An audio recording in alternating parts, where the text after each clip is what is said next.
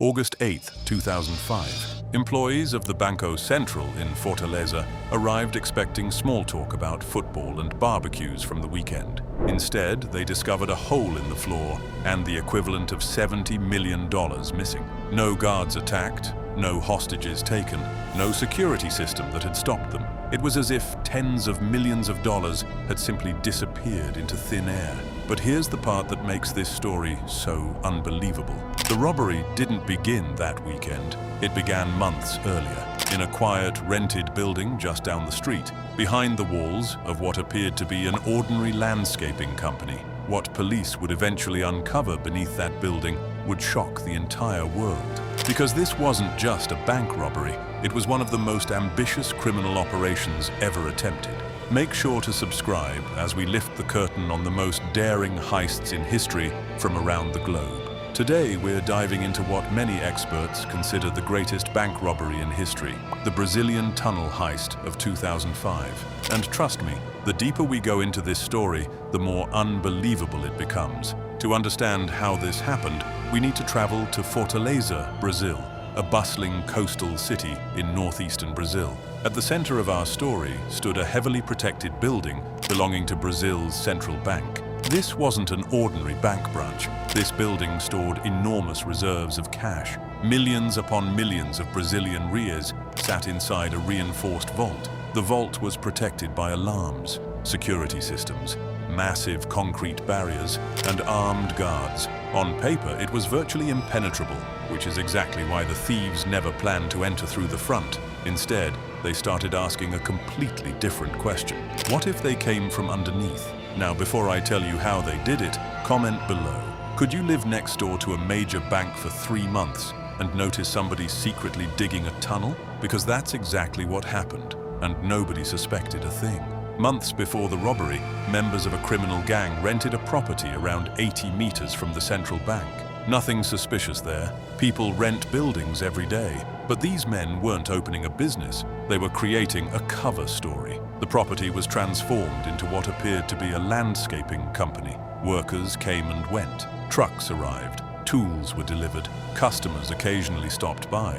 Everything looked legitimate. Neighbors saw people working. Authorities saw a registered business. Nobody had any reason to investigate. And that's exactly what the gang wanted, because behind the walls of this fake company, a completely different operation was underway, one that would require military-level planning. The gang wasn't preparing for a robbery. They were preparing for an engineering project. This is where the story becomes almost impossible to believe. The gang began digging, not a crude hole in the ground, a professionally constructed tunnel. Reports indicate it stretched roughly 80 meters. It wasn't just a dirt passage either. The tunnel was reinforced, ventilated, electrically lit, carefully engineered to prevent collapse. Think about that for a second. An entire underground construction project was taking place beneath a busy city. Workers spent weeks removing soil. Tons and tons of earth had to disappear somewhere. And yet the operation remained hidden. Many investigators later compared the sophistication of the tunnel to something you'd expect from mining engineers, not ordinary criminals. Every day the gang got closer to the vault. Every shovel of dirt meant they were one step nearer to a fortune. And eventually they reached the point of no return. The floor beneath the central bank vault, the moment they had spent months preparing for. The robbery took place over a weekend, a time when fewer people would be around. The gang broke through the vault floor from below. Imagine that moment. After months of digging, months of secrecy, months of planning, the concrete finally gives way, and suddenly they are inside one of the most secure cash storage facilities in Brazil. What happened next stunned the world. The thieves began loading cash, not stacks, not suitcases, mountains of cash. By the time they finished, they had stolen over 163 million Brazilian reais, at the time worth around 70 million US dollars. That made it one of the largest cash robberies ever recorded. No alarms stopped them. No shootout occurred. Nobody was injured. No dramatic getaway chase. Just criminals quietly disappearing into the night, carrying an unimaginable fortune. And nobody knew until it was already over. Monday morning arrived. Employees returned to work. Everything seemed normal, until someone noticed something was very wrong.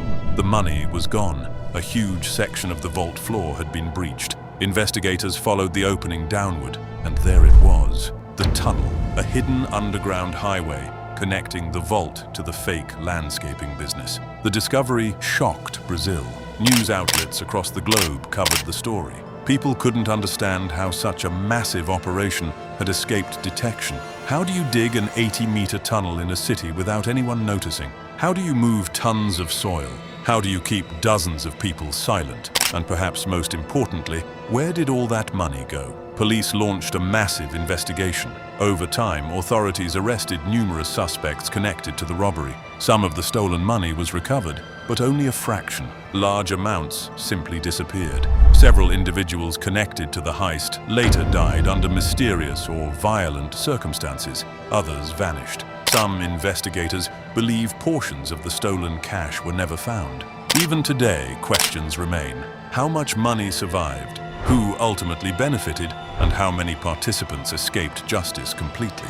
The truth is that the heist didn't end when the money left the vault. That's when the second story began. The story of what happened afterward, and that mystery remains unsolved. The Brazilian tunnel heist wasn't successful because of violence. It succeeded because of patience, planning, discipline, and a willingness to think differently from everyone else. While security focused on doors, locks, and guards, the thieves spent months creating an entrance nobody expected. Which raises a fascinating question. If you were in charge of securing that bank, what would you have done differently? Let me know in the comments. And if you enjoy true stories about history's greatest heists, like, share, and subscribe now. Because some of the most unbelievable stories ever told are completely true. And this one might be the most incredible of them all.